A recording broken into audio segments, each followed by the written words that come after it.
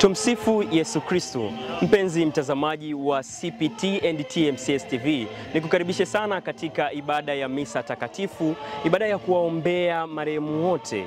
Ibada hii iliyoandaliwa na parokia ya Mtakatifu Ana Hananasifu, ambapo ibada hii inafanyika hapa katika makaburi ya Kinondoni Mwembeni. Nikusihi ungane nasi hapa tunapoanza katika ibada hii mpaka pale tunapohitimisha kwa ajili ya kuombea marehemu wote katika makaburi haya. Karibu sana. Vivyo hivyo nao waliolala katika Kristo, Mungu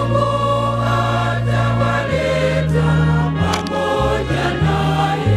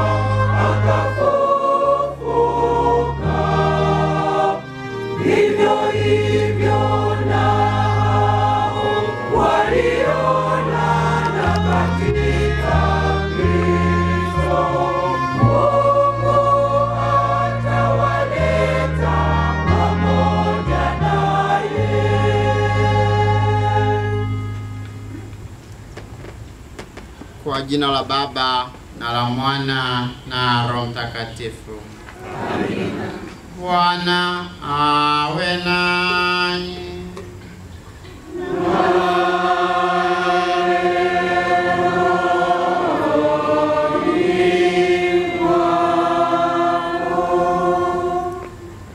Mheshimiwa sana Baba Dekano, Dekania ya Mtakatifu Petro, waheshimiwa mapadre, watawa wa kike na wa kiume, wapendwa waamini mlioko hapa, naomba nichukue nafasi hii nimkaribishe Baba Dekano ambaye ndiye atakaye kuongozea ibada yetu kwa ajili ya kuwaombea ndugu zetu marehemu, na kwa namna ya pekee wale waliolazwa katika eneo hili na makaburi haya.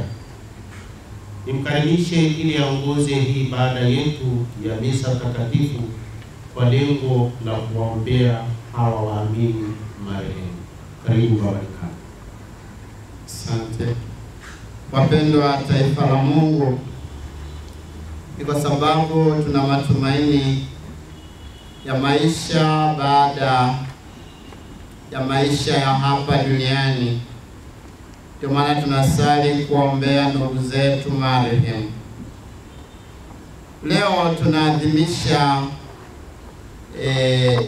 ile misa ya kuombea marehemu ya tarehe ya pili ya mwezi wa 11, ambayo huwa tunakutana hapa kila mwaka kuombea ndugu zetu marehemu.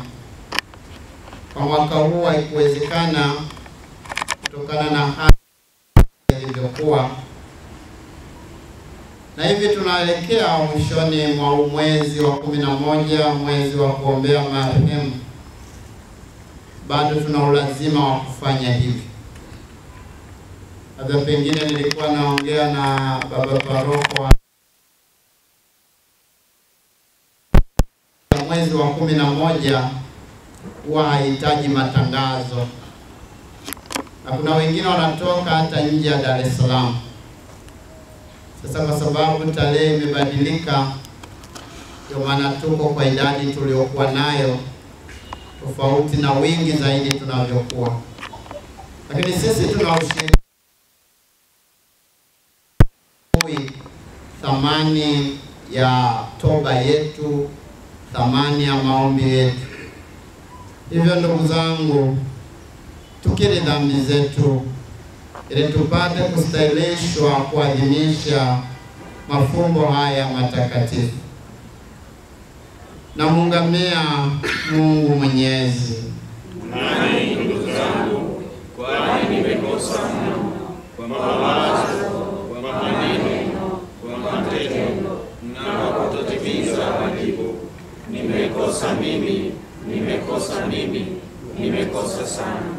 Ndiyo maana naomba Maria mwenye heri, bikira daima, malaika na watakatifu wote, nanyi ndugu zangu, niombeeni kwa Bwana Mungu wetu.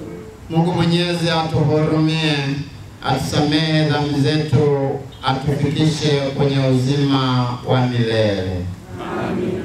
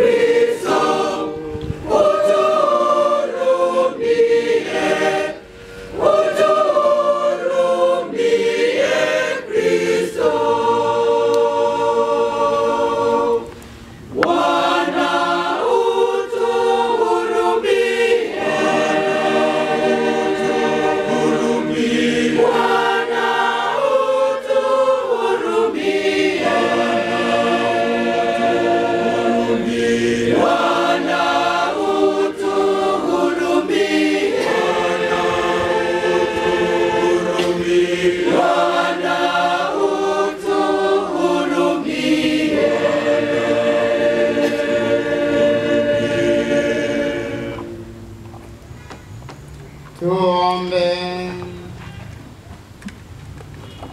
Bwana, tunakuomba usikilize kwa wema sala zetu, ili kama vile imani yetu katika mwanao mfufuka kutoka wafu ilivyoimarishwa, vivyo hivyo tumaini letu la kutazamia ufufuko wa watumishi wako lithibitishwe kwa njia ya Bwana wetu Yesu Kristo mwanao, anayeishi na kutawala nawe katika umoja wa Roho Mtakatifu Mungu milele na milele.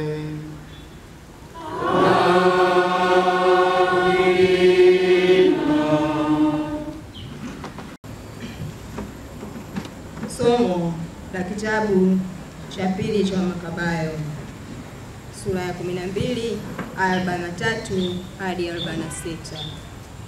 Yuda, kiongozi cha Wayahudi, alichanga fedha kwa kila mtu jumla drachma 2,000, akazipeleka Yerusalemu kutoa sadaka ya dhambi. Kwa kufanya hivyo alitenda vema kwa kuwa haki, kwa kuwa aliukumbuka ufufuo wa wafu. Maana kama asingelitumaini ya kuwa wale waliokufa watafufuka, ingalikuwa kazi bure isiyo na maana kuwaombea wafu. Lakini kwa kuwa aliufikiri utukufu wa thawabu walioiweka wale wafao katika utauwa, wazo lake lilikuwa takatifu na la kicho. Ndiyo sababu alifanya upatanisho kwa wafu ili wafunguliwe dhambi yao. Neno la Bwana.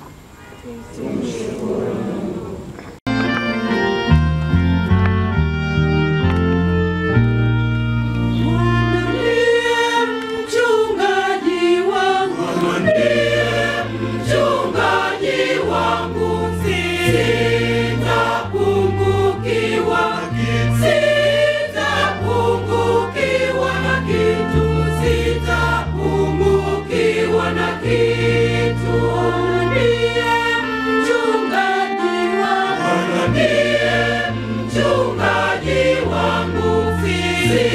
sitapungukiwa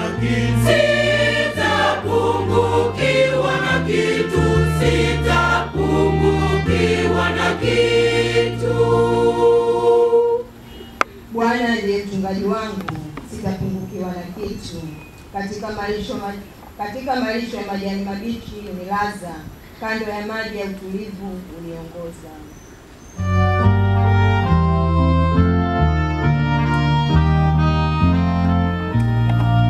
Bwana ndiye mchungaji wangu,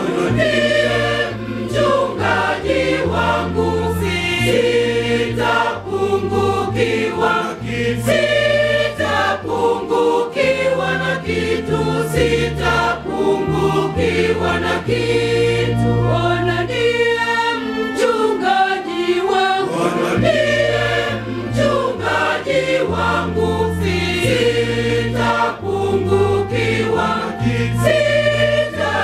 sitapungukiwa na kitu, sitapungukiwa na kitu. Uniuisha nafsi yangu na kuniongoza katika njia za haki kwa ajili ya jina lake. Naam, nijapopita kati ya bonde la uvuli wa mauti, sitaogopa mabaya, wala maana wewe upo pamoja nami. Gongo lako na fimbo yako yanifariji.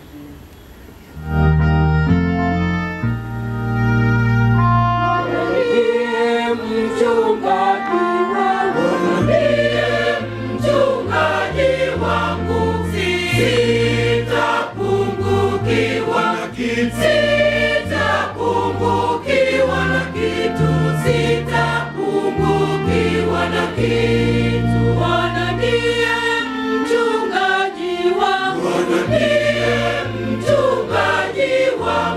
sitapungukiwa na kitu, sitapungukiwa na kitu. Waandaa meza mbele yangu, machoni pa watesi wangu. Umenipaka mafuta kichwani pangu, na kikombe changu kinafurika.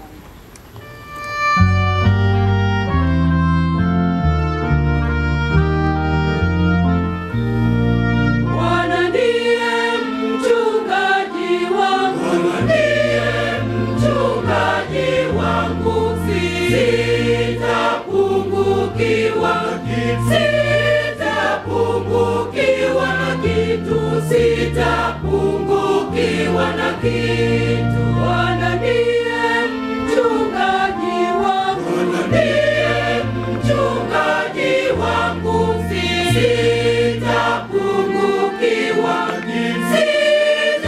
sitapungukiwa na kitu, sitapungukiwa na kitu.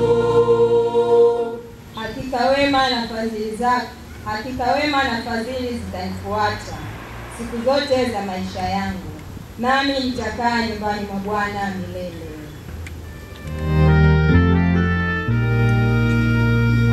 Bwana ndiye mchungaji wangu, sitapungukiwa na kitu, sitapungukiwa na kitu. Bwana ndiye mchungaji wangu,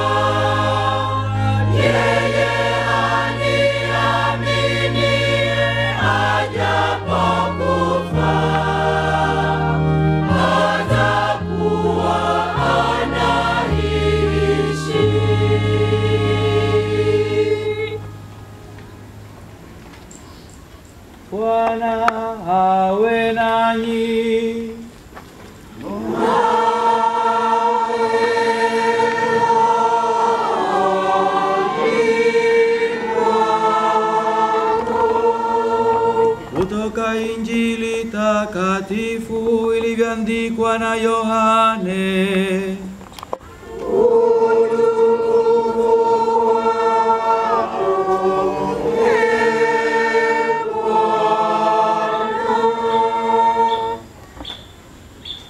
Yesu alipofika Betania, alimkuta Lazaro amekwisha kuwamo kaburini yapata siku 4. Na Bethania ilikuwa karibu na Yerusalemu, kadiri ya maili 2 hivi. Na watu wengi katika Wayahudi walikuwa wamekuja kwa Martha na Mariamu ili kuwafariji kwa habari ya ndugu yao. Basi Martha aliposikia kwamba Yesu anakuja, alikwenda kumlaki, na Mariamu alikuwa akikaa nyumbani.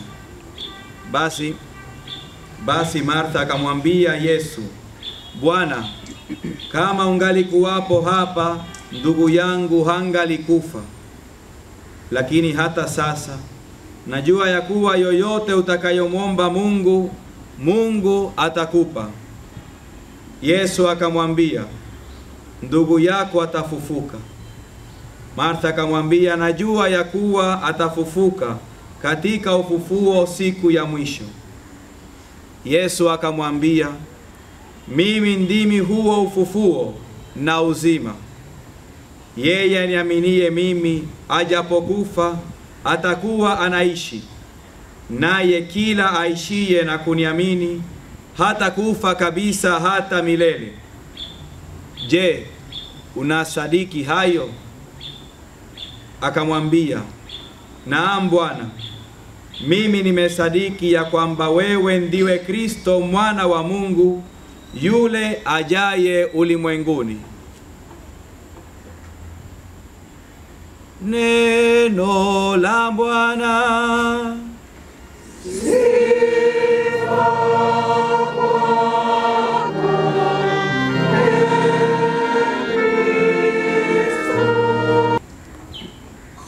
Wapendwa watu wa Mungu, niwakaribishe katika tafakari fupi ya neno la Mungu. Leo tunaposali kwa ajili ya kuwaombea ndugu zetu waamini marehemu, ili Mungu awapokee katika pumziko la milele mbinguni. Kanisa Katoliki tangu kanisa la mwanzo usali kwa ajili ya roho za waamini marehemu waliomo toharani. Katika mafundisho ya kanisa, Wakatoliki huamini na kusadiki katika uwepo wa kanisa moja takatifu Katoliki la mitume. Kanisa hili moja ambalo ni mwili wa fumbo wa Kristo limegawanyika katika sehemu kuu 3. Mosi, kanisa la wasafiri; pili, kanisa la washindi; na 3, kanisa la wateswa. Kanisa la wasafiri ndiyo sisi waamini wa Katoliki tulio hai hapa duniani, kama wasafiri tunaoelekea mbinguni kwa Baba, ambako ndiko yaliko makao yetu, kama Yesu anavyotuambia, nyumbani kwa Baba yangu mnayo makao mengi, na kwenda kuwatayarishieni makao. Injili ya Yohane sura ya 14 aya ya 2. Hili ni kanisa ambalo kwa milele yote liliandaliwa makao kwa Baba, yaani mbinguni. Hii ni kwa sababu mwanadamu ameumbwa akae hapa duniani kwa muda, kama vile mtoto anavyokaa tumboni mwa mama yake kwa muda akitarajiwa kuzaliwa duniani. Vivyo hivyo mwanadamu huyu ameumbwa akae hapa duniani kwa muda, na baadaye azaliwe mbinguni kwa milele yote. Hili ndilo kanisa la wasafiri, kanisa la washindi. Kanisa la washindi ndilo kanisa la watakatifu mbinguni. Hawa ni wale ambao baada ya safari yao hapa duniani kukamilika, yaani baada ya kufariki kwao, wamekwenda kwenye yale makao ambayo Yesu alituahidi kwamba ameenda kutuandalia. Hawa ndio lile taifa kubwa ambalo mwinjili Yohane anaonyeshwa, na ambalo watu wake wamevalia mavazi meupe na wamebeba matawi ya mitende mikononi mwao, wakimshangilia Mungu pamoja na malaika. Tunalipata hili katika kitabu cha Ufunuo wa Yohani sura ya 7 aya ya 9 hadi ya 11. Hili ndilo kanisa la washindi, kanisa la wateswa. Kanisa la wateswa ni kanisa la waamini marehemu waliomo toharani. Uwepo wa toharani ni ukweli wa mafundisho ya tangu kanisa la mwanzo na mafundisho ya Yesu mwenyewe anaposema, patana na mshitaki wako upesi wakati ungalipo naye njiani, asije akakupeleka kwa kadhi na kadhi akakupeleka kwa askari akakutupa gerezani. Amini na kuambia hutoki huko hata uishe kulipa senti ya mwisho. Injili ya Mathayo sura ya 5 aya ya 25 hadi ya 26. Maneno haya ya Yesu yanatuangalisha sisi tulio safarini hapa duniani, yaani kanisa la wasafiri, kwamba tuweke mambo yetu sawa, tujitakase, tuachane na dhambi tungali bado njiani kuelekea kwa Baba wa mbinguni. Tuepukane na madeni ya dhambi. Gereza analolizungumzia Yesu ni gereza la toharani, ambako muumini msafiri aliyekufa katika hali ya madoa ya dhambi, ila bado alikuwa anamtegemea Mungu muumba wake na hakumkana Mungu, ila amekufa katika neema ya kimungu, basi hubaki katika gereza hili kwa muda, akiwa anatakaswa kwa mateso makali, ndipo mpaka atakate, na ndipo apate kuingia mbinguni, aunganike na Mungu muumba wake pamoja na malaika na watakatifu wote. Hili ndilo kanisa la wateswa. Utamaduni wa Wakatoliki kuwaombea marehemu. Wakristo wa Katoliki tangu kanisa la mwanzo, wakizingatia mashauri ya kibibilia, wamekuwa wakisali kuziombea roho za waamini marehemu waliomo toharani. Katika kitabu cha pili cha Wamakabayo, ambalo ndo tumesikia somo lake, Yuda kiongozi wa Wayahudi anachanga fedha kwa ajili ya kutolea sadaka hekaluni kama sehemu ya kuwaombea maaskari waliofia vitani, ili watakaswe dhambi zao wapate kumwona Mungu. Nasi Wakatoliki tunatolea sadaka ya misa takatifu, sadaka yenye uwezo wa kufungua mbingu, ili wafunguliwe milango ya mbinguni ndugu zetu waamini marehemu waliomo toharani, wapate kuunganika na Mungu na malaika na watakatifu wengine. Utamaduni wa kuombea marehemu una chimbuko pia katika upendo na mshikamano wa waamini wa kanisa la wasafiri. Wakristo wa Katoliki huwa wanakusanyika kusali kwa pamoja pindi mmoja wao anapohitimisha safari yake ya maisha hapa duniani. Zaidi ya kuiombea roho ya marehemu, pia hushikamana na wafiwa wakiwafariji, kuwaombea na kuwatia moyo kwa kuondokewa na mpendwa wao. Huu ni upendo kama ule alioonyesha Yesu alipokwenda kuwatembelea wafiwa Martha na Maria kufuatia kifo cha ndugu yao Lazaro, katika Injili tuliyoisikia ya Yohane sura ya 11. Hivi tunafuata tabia ya Yesu ya kwenda kusali pamoja na wafiwa, kuwaombea wafiwa, kuwatia moyo wasije wakakata tamaa. Na namna iliyo bora kabisa ya kuwaombea na kuwatia moyo ni katika adhimisho la ibada ya misa takatifu. 3. Tendo la waamini wa kanisa la wasafiri kukusanyika pamoja kuwaombea waamini marehemu, hasa siku ya maziko ya muumini, ni adhimisho la siku ya kuzaliwa kwake mbinguni, yaani marehemu huyo.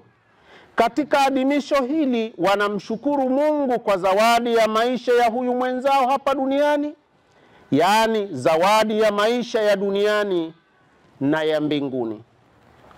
Namna iliyo bora kabisa ya kumshukuru Mungu kwa zawadi ya maisha ya huyu muumini aliyeondoka ni kwa njia ya adhimisho la Ekaristi Takatifu, yaani misa takatifu, kama tunavyofanya sasa hivi kuadhimisha zawadi ya maisha ya hawa ndugu zetu waliolala katika makaburi haya.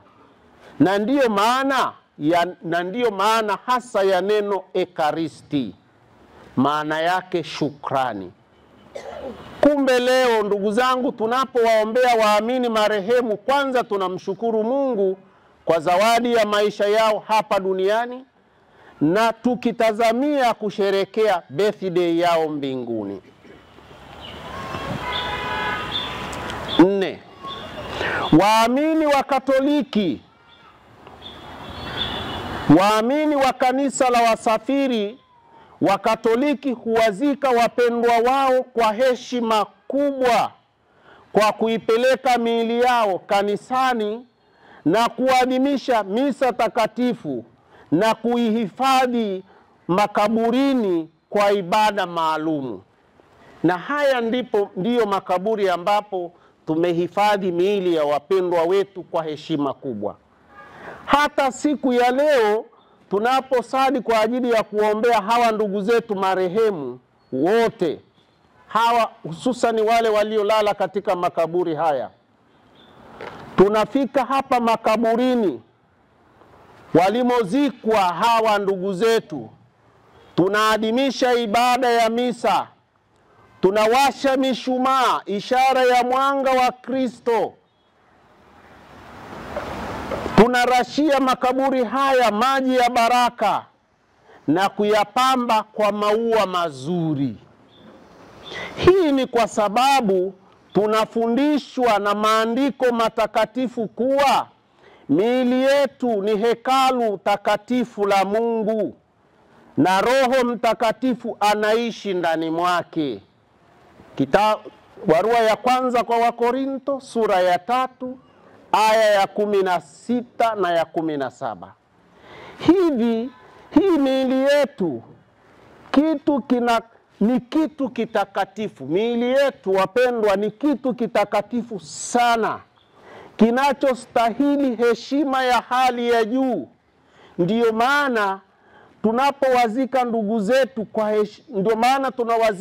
zetu kwa heshima kubwa na kuthamini sana makaburi ambamo wamezikwa. Namna ya juu kabisa ya kuheshimu marehemu hawa, namna ya kuheshimu mahekalu haya ambayo yalikuwa ni makao ya Roho Mtakatifu, ni kwa njia ya ibada ya misa takatifu kama tunavyofanya leo. Wapendwa ndugu zangu, ikitokea tunapoteza heshima, staha na thamani kwa miili ya ndugu zetu marehemu, ujue pia tunapoteza heshima, staha na thamani ya uhai wa mwanadamu. Kamwe Kanisa Katoliki halitupi ovyo miili ya wanadamu waliofariki, kwa sababu tunaamini miili hii ni hekalu la Roho Mtakatifu. Daima tunaizika kwa heshima. Na hata huu ni utamaduni wa makabila mengi, hususan makabila ya Kiafrika, kuwazika ndugu zao kwa heshima kubwa. 5. Kanisa la Wasafiri na Kanisa la Washindi huunda ushirika wa watakatifu.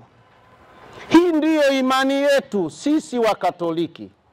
Ushirika huu husali kwa pamoja kuwaombea waamini wa kanisa la wateswa, kama tunavyofanya leo, kama tunavyofanya kila tarehe 2 ya mwezi wa Disemba.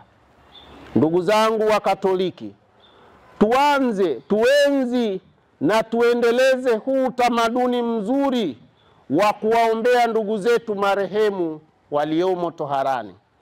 Wasije wakatokea watu wakawaambia kwamba hakuna sababu ya kumwombea mtu ambaye amekwisha kufa. Salini muwaombee. Hii ni imani yetu ya Kikatoliki. Tena sio tu wale ambao tunaowafahamu, hata wale ambao ni mababu zetu wa zamani sana, ambao pengine hatukuwahi kuwaona, tusali tuwaombee, kwani hawa waliumbwa na Mungu, ni viumbe wa Mungu, na kama waliishi kwa dhamiri zao zilizo njema, hata miili yao ilikuwa pia ni hekalu la Roho Mtakatifu. Miili hii tulionayo ndiyo zawadi kubwa ya kipekee tunayoweza kujivunia kwamba ni miili iliyofinyangwa na mikono ya Mwenyezi Mungu. Na zawadi kubwa tunayoweza kuwapa ndugu zetu marehemu ni zawadi ya kuwaombea.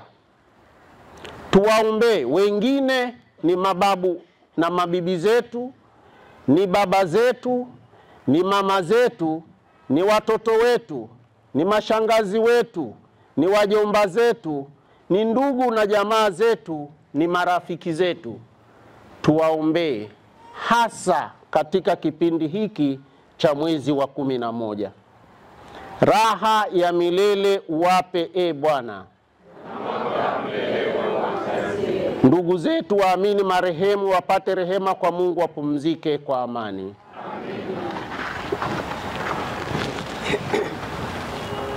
Ndugu zangu, tusimame sasa.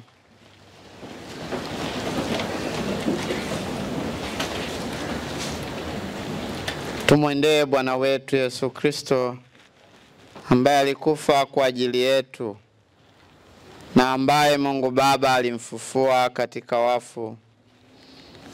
Tuwaombee ndugu zetu marehemu tuliowasindikiza katika safari ya mwisho hapa duniani, na miili yao ikalazwa kaburini.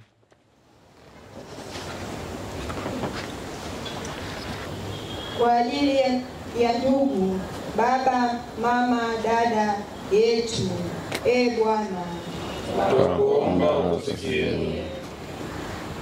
Kwa ajili ya ndugu zetu wote wafiwa wanaoomboleza kifo cha ndugu zetu, Bwana, tunakuomba utusikie. Kwa ajili ya ndugu zetu wote marehemu na pia marehemu wale waliosauliwa na ndugu zao, Bwana, tunakuomba utusikie. Kwa ajili yetu sisi sote tuliokusanyika hapa kuwasindikiza ndugu zetu katika mazishi, katika kumbukumbu zao, Bwana, Tunakuomba utusikie. Kwa ajili yetu sisi sote tuliokusanyika hapa kukumbuka na kuwaombea ndugu zetu, Bwana, Tunakuomba utusikie.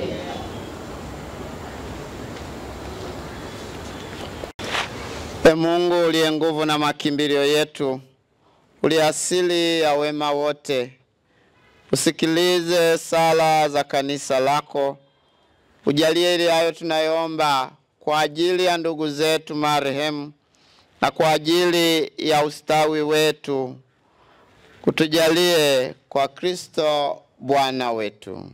Amen.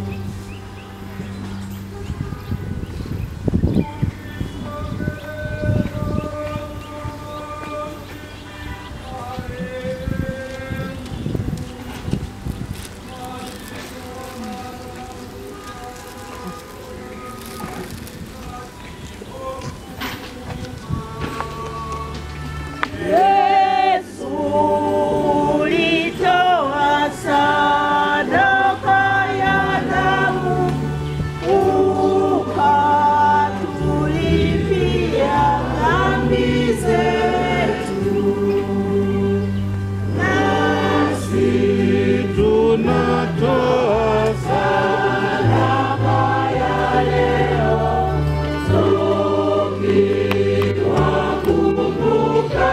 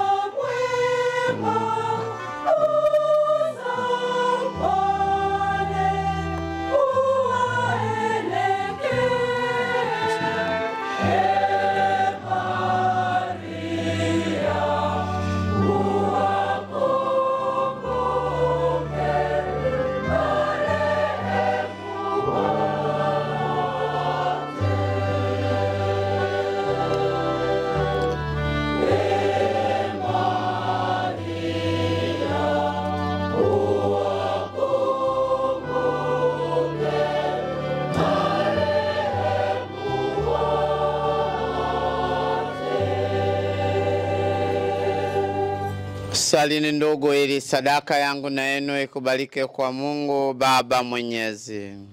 Bwana apokea sadaka mikononi mwako kwa sifa na utukufu wa jina lake, na pia kwa manufaa yetu sisi na kanisa lake. E Bwana, uwe radhi kuvipokea vipaji vyetu, ili watumishi wako marehemu wapokelewe katika utukufu pamoja na mwanao, ambaye kwa njia ya sakramenti yake kuu ya upendo wote tunaunganishwa naye, anayeishi na kutawala milele na milele.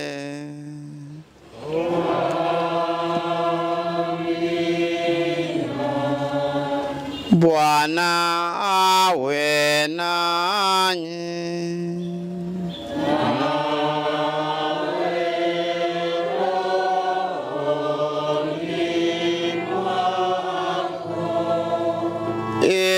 Inueni mioyo.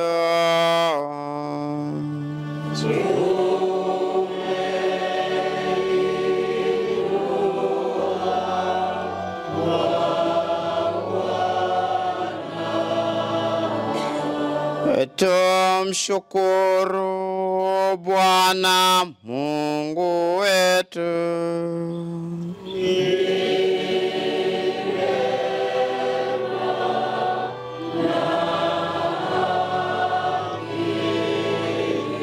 Kweli ni vema na haki, tendo la kufaa na la kuleta wokovu. Tukushukuru wewe daima na popote, Bwana Baba uliye mtakatifu, Mungu mwenyezi wa milele.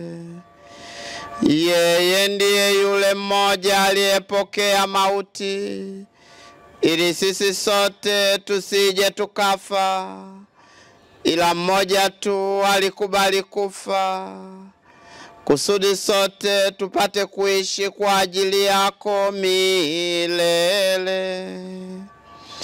Kwa hiyo pamoja na malaika wa mbinguni tunakusifu, tukiungama kwa furaha.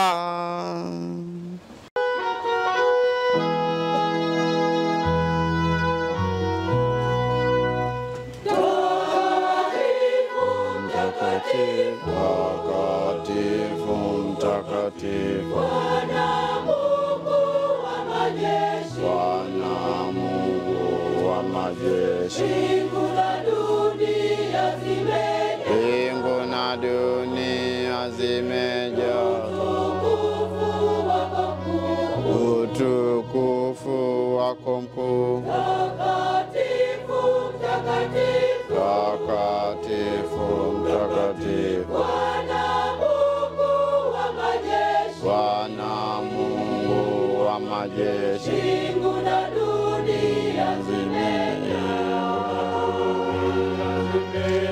utukufu wako mkuu. Hosana juu mbinguni, Hosana juu mbinguni, Hosana juu mbinguni, Hosana juu, Hosana juu mbinguni, Hosana juu mbinguni. Barikiwa mwenye kuja, barikiwa mwenye kuja, kwa jina la Bwana Mungu, kwa jina la Bwana Mungu, kwa jina lake Bwana Mungu, kwa jina lake Bwana Mungu, kwa jina la Bwana Mungu, kwa jina la Bwana Mungu. Hosana juu mbinguni, Hosana juu mbinguni, Hosana juu, Hosana juu.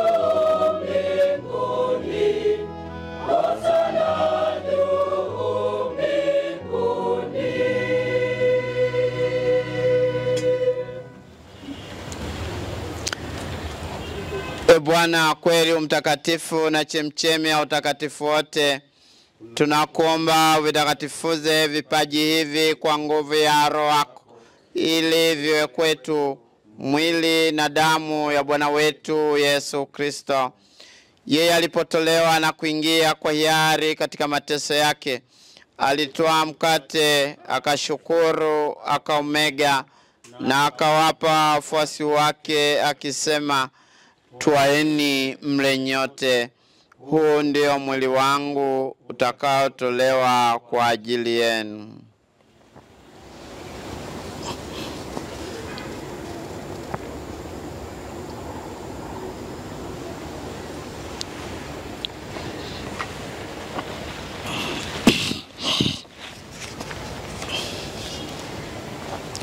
Vivyo hivyo baada ya kula, akitoa kikombe na kukushukuru tena, aliwapa wafuasi wake akisema, twaeni mnywe nyote, hiki ndicho kikombe cha damu yangu, damu ya agano jipya na la milele, itakayomwagika kwa ajili yenu na kwa ajili ya wengi kwa maondoleo ya dhambi.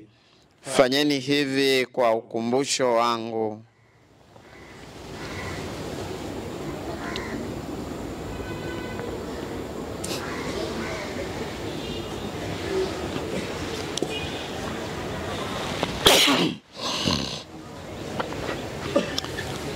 Fumbo la imani yetu.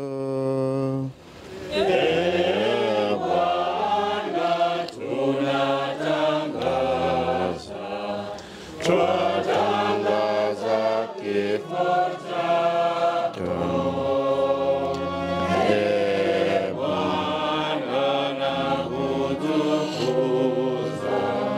twatukuza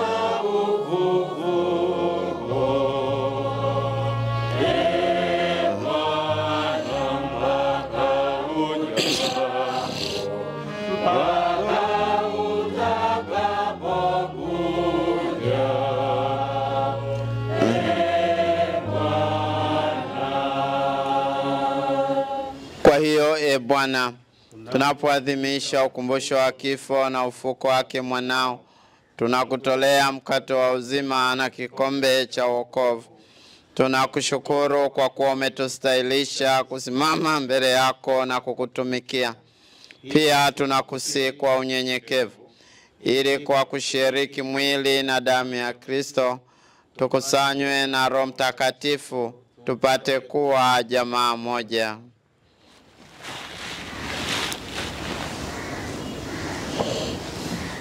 Ee Bwana, ulikumbuke kanisa lako lililoenea popote duniani, ulikamilishe katika mapendo pamoja na Baba Mtakatifu wetu Leo wa 14 na askofu wetu mkuu Yuda Tadei Ruwa'ichi na msaidizi wake Henry Mchamungu na waklero wote. Wakumbuke watumishi wako marehemu, uliwaita kwako kutoka dunia hii. Ujalie ili wao walioshirikishwa kifo cha mwanao kwa ubatizo washiriki pia ufufuko wake.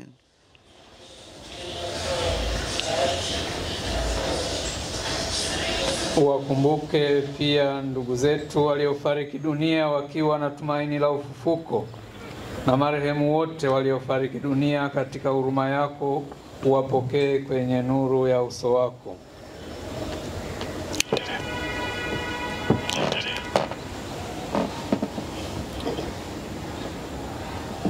Tunakuomba utuhurumie sisi sote, ili pamoja na Maria Bikira mwenye heri mama wa Mungu na Mtakatifu Yosefu mume wake huyo Bikira, mitume wenye heri na watakatifu wote waliokupendeza tangu kale, tustahili kushiriki uzima wa milele na kukusifu na kukutukuza kwa njia ya mwanao Yesu Kristo.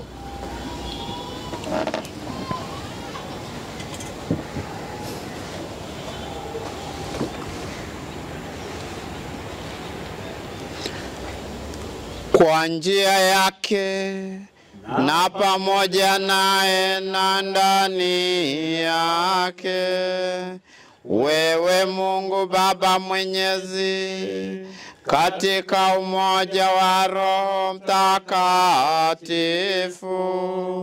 unapata heshima yote na utukufu milele na milele.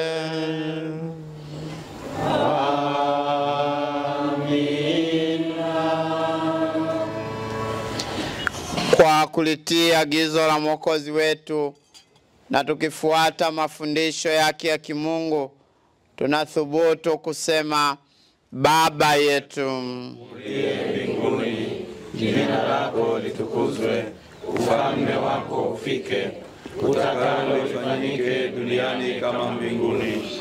Utupe leo mkate wetu wa kila siku, utusamehe makosa yetu kama tunavyowasamehe na sisi waliotukosea, usitutie katika kishawishi, lakini utuokoe maovuni. Bwana, tunakuomba utuopoe katika maovu yote, utujalie kwa wema amani maishani mwetu, kusudi kwa msaada wa huruma yako tuopolewe daima na dhambi, wala tusifadhaishwe na jambo lolote, tunapotazamia tumaini lenye heri na ujio wa Mwokozi wetu Yesu Kristo.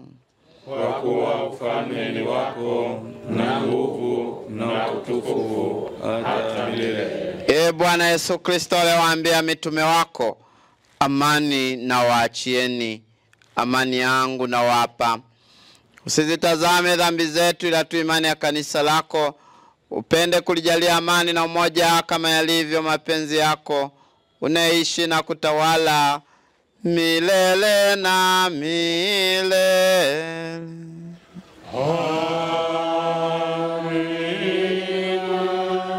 Amani ya Bwana iwe daima nanyi.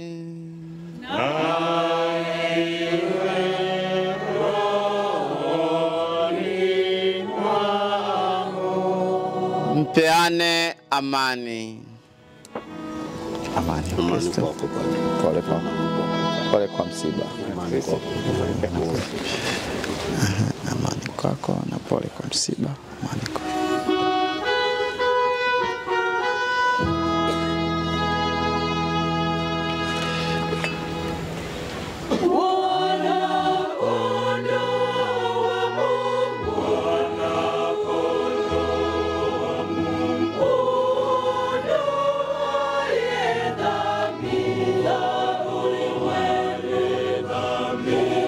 Tujalie pumziko,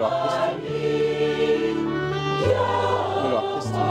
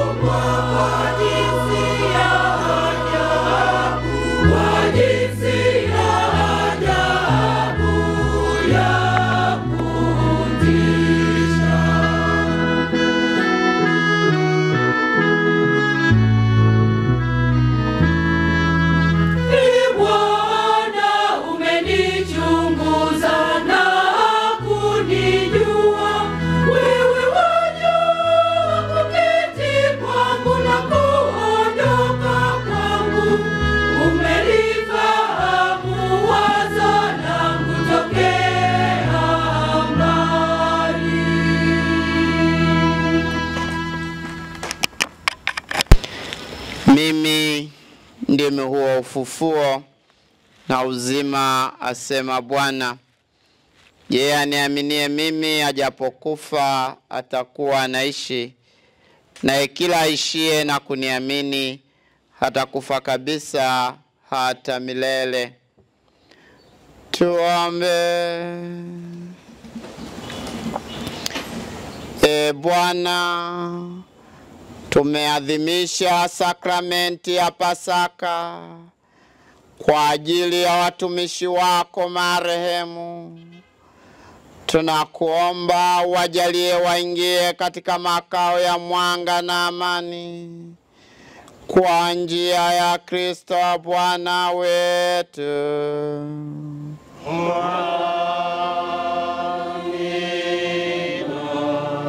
Bwana awe nanyi.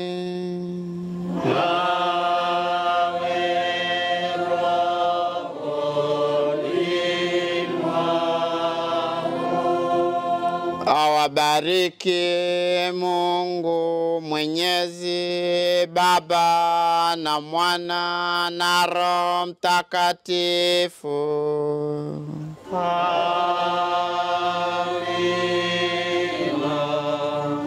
Nendeni na amani.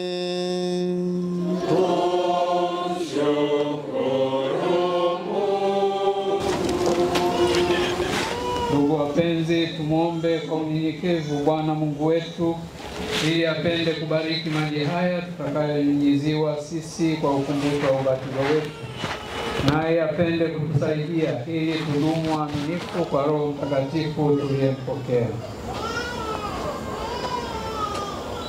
Mungu Mwenyezi wa milele, ulitaka kwamba kwa njia ya maji yaliyo chemchemi ya uhai na chanzo cha utakaso, hata roho zitakaswe na zipate zawadi ya uzima wa milele. Tunakuomba uyabariki maji haya ambayo kwa njia yake tunatamani siku hii ya leo, Bwana, tuimarishwe. Ukubali chemchemi hai ya neema yako ifanywe upya ndani yetu, na tukingwe na maovu yote ya roho na mwili kwa njia yake, ili kwa mioyo safi tukujongee na tuweze kupokea wokovu wako inavyotakiwa kwa njia ya Kristo Bwana wetu. Amina. Mungu Mwenyezi, tunakuomba kwa unyenyekevu upende kubariki kiumbe hiki, yaani chumvi hii ulioagiza kwa njia ya Nabii Elisha itiwe katika maji ili kuponya utasa wa maji.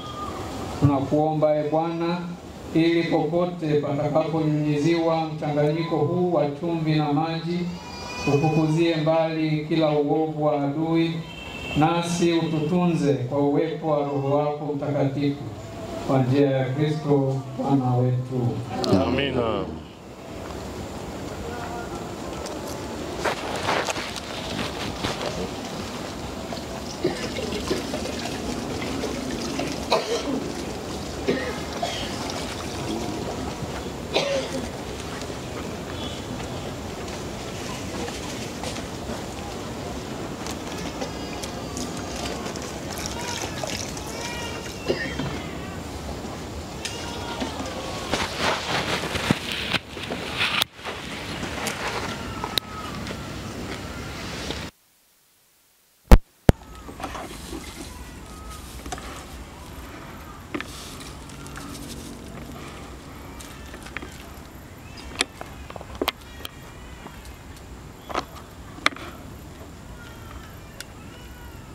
Sasa baada ya kubariki maji, tutabariki makaburi haya tena.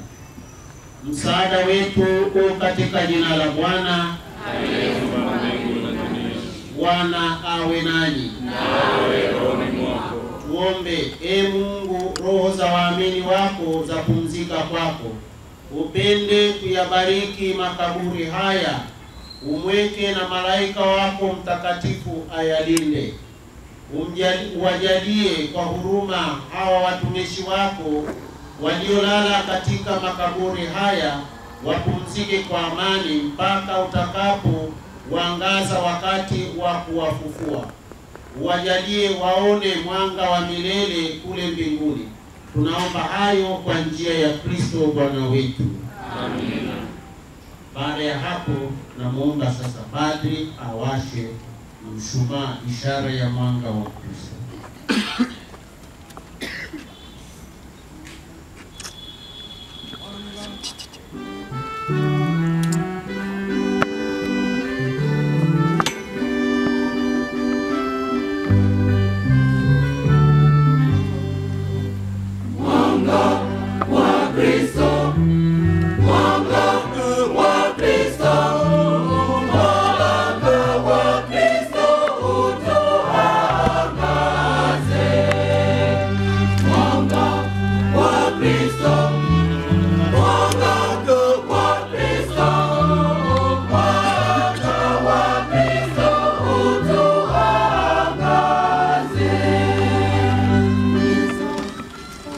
Mapadri watatu watakuwa kwenye makaburi ya hapa na watatu wataenda makaburi yaliyoko ng'ambo ya barabara. Basi tunaenda kwa ajili ya kurashia maji ya barafu makaburi.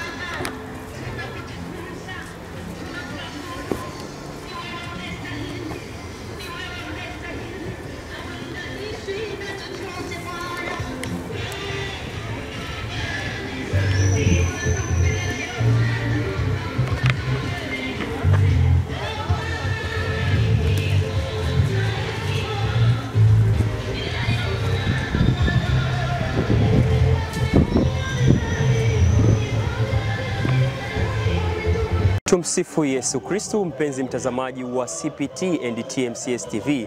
Hivyo ndivyo tunavyoenda kuhitimisha misa takatifu ya kuwaombea marehemu wote katika makaburi haya ya Mwembeni kutoka hapa Kinondoni. Basi sisi hatuna la ziada, bali tu nipende kukukumbusha kuendelea kusubscribe na kubonyeza alama ya kengele uwe wa kwanza kupata matukio yote yanayorushwa katika online TV yetu ya CPT and TMCS TV. Mpaka wakati mwingine, asante.